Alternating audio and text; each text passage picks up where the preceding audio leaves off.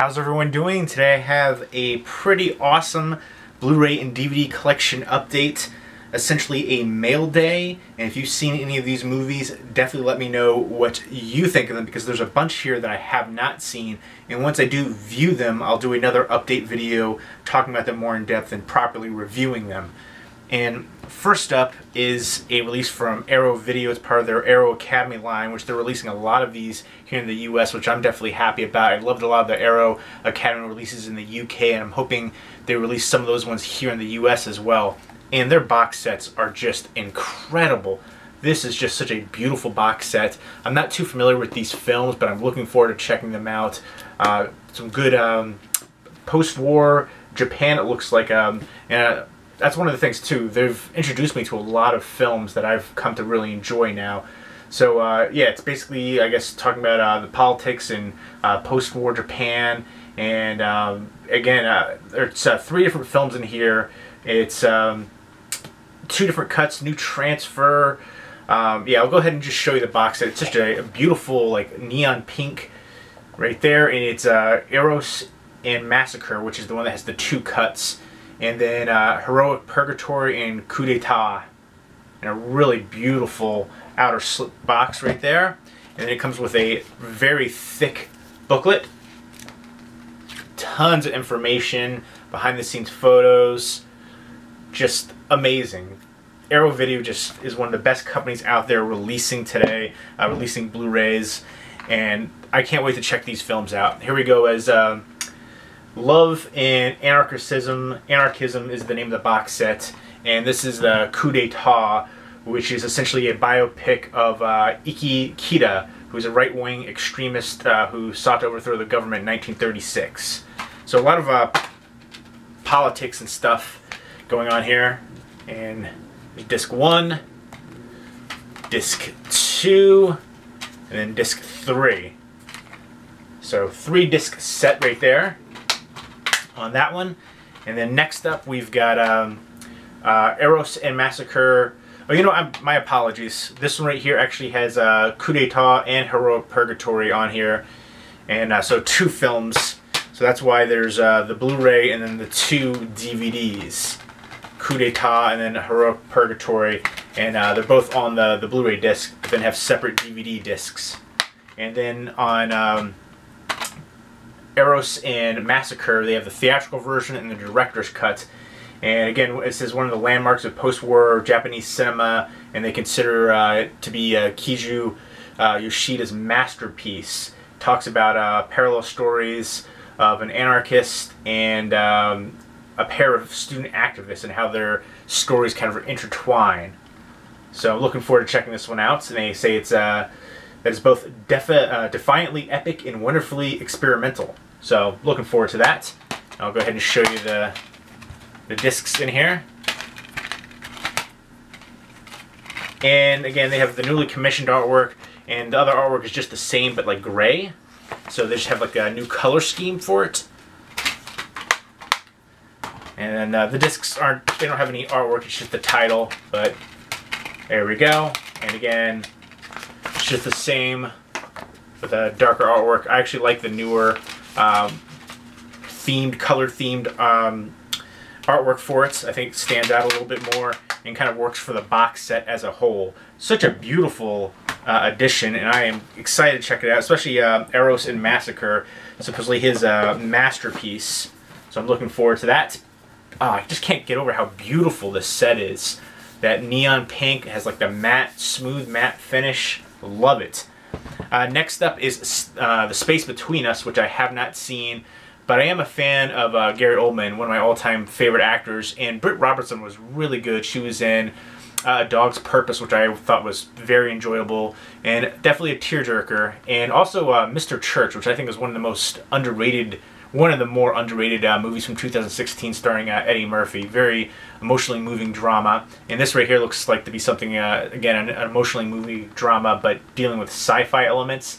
Asa Butterfield plays a kid who's 16 years old, and he's lived his whole life with a team of scientists on Mars, and he wants to go to Earth to meet this girl that he's been talking to online, and then also to find his father, but they say he can't go there because his heart can't handle the Earth's atmosphere.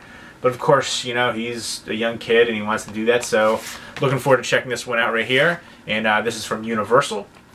Next up from Paramount is Rings, which I haven't seen Rings 2 or this one right here, Rings. And one thing I do like about this is that it comes with you know, the Rings on digital copy, and then on a bonus digital HD of The Ring and Ring 2. So you get all 3 movies on digital HD. So that's pretty cool for people who are into digital. But yeah, looking forward to checking this one out. Again, it looks like basically a modernized kind of take, and I'm thinking that it ties into the previous 2 films. And I love the original Ring remake. I saw it in theaters. I personally prefer it over Ringu even. And next up are some 4K Ultra HD releases, Expendables 1 and Expendables 2.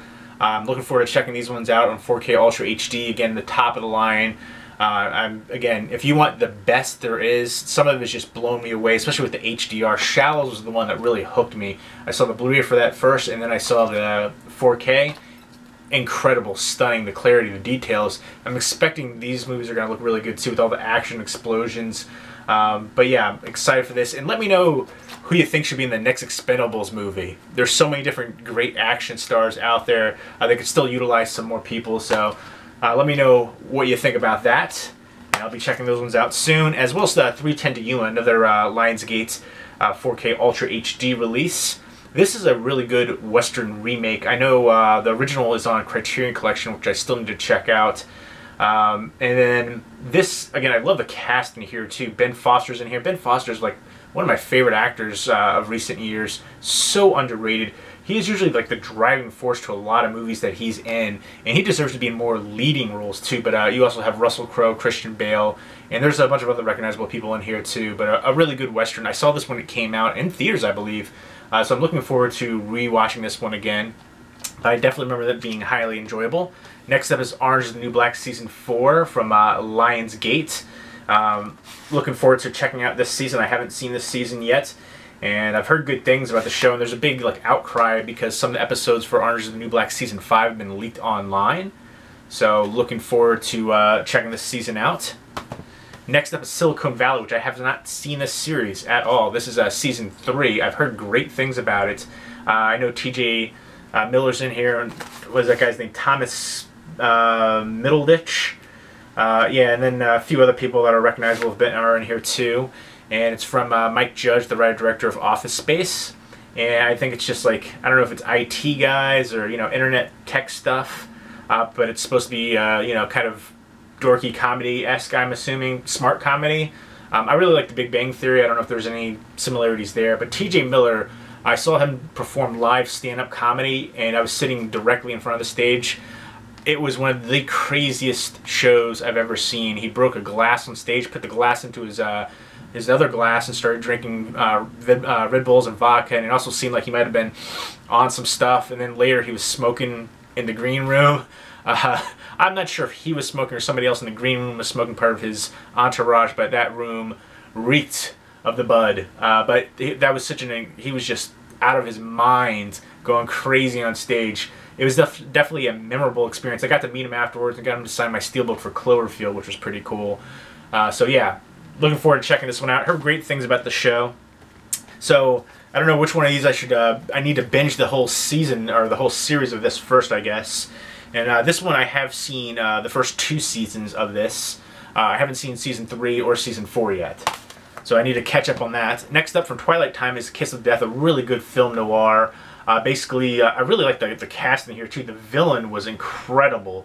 Has Victor Mature in here, and Colleen Gray was stunning. She's been in a bunch of stuff too. But yeah, a bunch of other people in here that were really good. But this guy right here, who was the villain, was just awesome.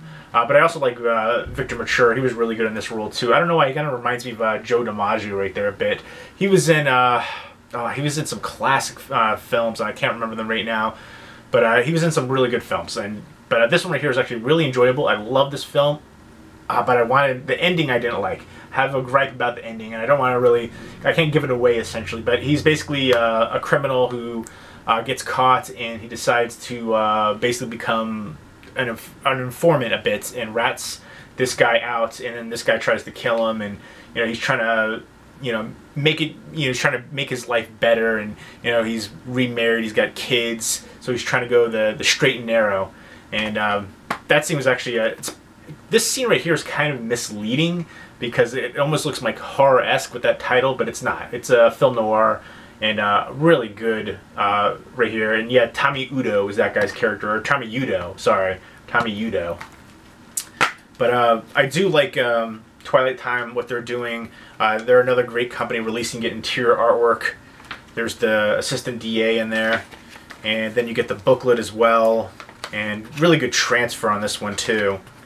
I'm going to talk about this one more in depth coming up, but I would definitely recommend this one if you like film noirs.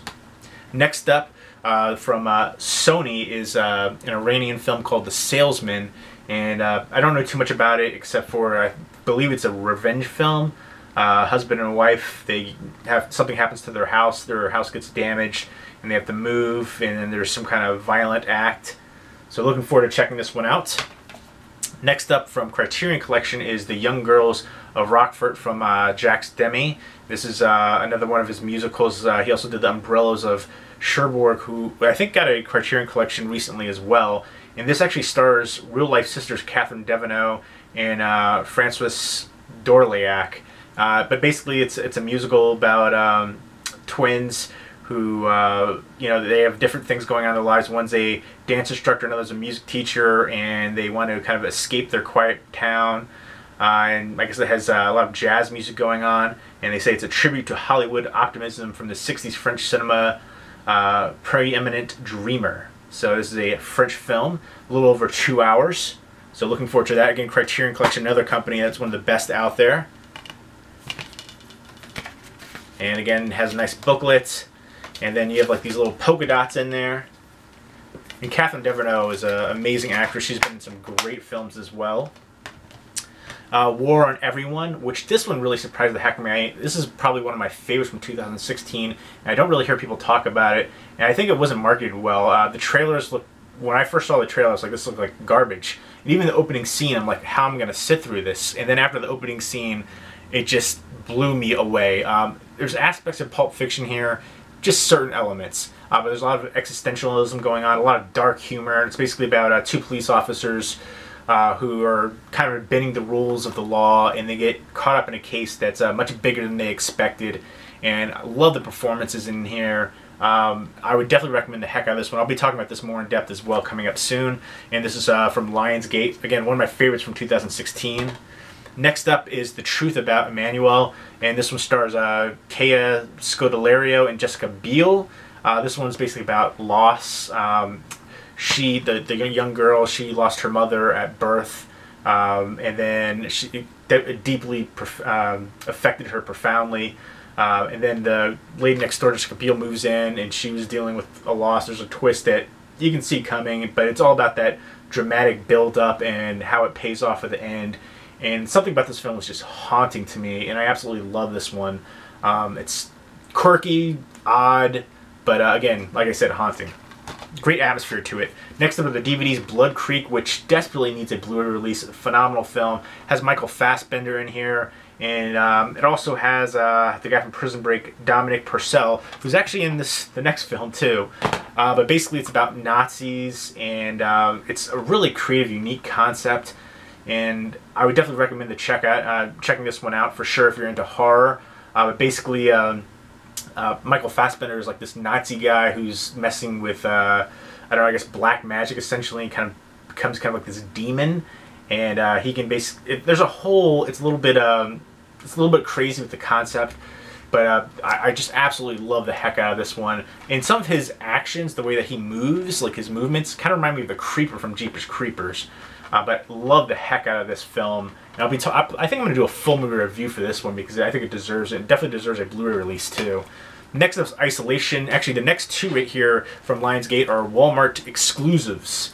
But first up is Isolation with Stephen Lang, who I heard a lot of people think that he should have been Cable in Deadpool 2. He definitely has the face for it for sure, but he was just a little bit too lean or body. But we'll see what happens. Josh Brolin was cast, and then you've got Marie Avogaropoulos, obviously I would assume Greek, and then Dominic Purcell, and then Who is this? This girl right here is so freaking stunning. Is that the girl? I thought that was the other girl, but whoever this girl is incredible. I feel like I've seen her in other stuff too. But yeah, she is. Maybe that's the Marie Avgeropoulos, but I've definitely seen her in something before, and so freaking stunning.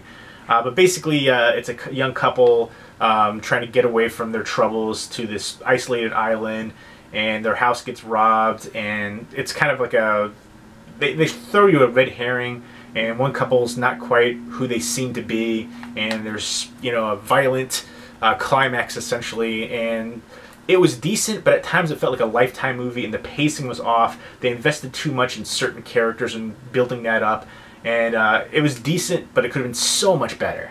It had the elements there. And next to the Shark Week Shock and Awe collection, 32 episodes right here, and this is a 6-disc collection. So if you like sharks, check that one out. So there you go. Those are all my pickups right there. If you've seen any of them, definitely let me know what you think of them. Leave me a comment or video response down below. Hope everyone's doing well. Take care.